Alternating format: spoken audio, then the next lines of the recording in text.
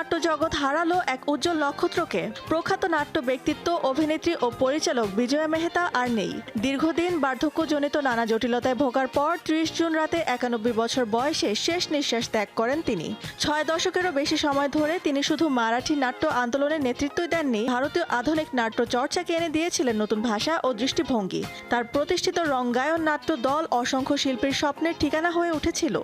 মঞ্চকে তিনি বিনোদনের গণ্ডি পেরিয়ে সমাজ, রাজনীতি ও মানুষের অন্তর্জগৎ তুলে ধরার শক্তিশালী মাধ্যমে রূপ দিয়েছিলেন। অভিনেত্রী হিসেবেও তিনি ছিলেন অনন্য। ১৯৮৪ সালে পার্টি সিনেমাতে তার অভিনয় এখনও ভারতীয় সিনেমার অন্যতম স্মরণীয় কাজ হিসেবে বিবেচিত হয়। তার হাত ধরে গড়ে উঠেছেন বহু শিল্পী, যারা পরবর্তীতে ভারতীয় নাটক ও চলচ্চিত্রকে সমৃদ্ধ করেছেন।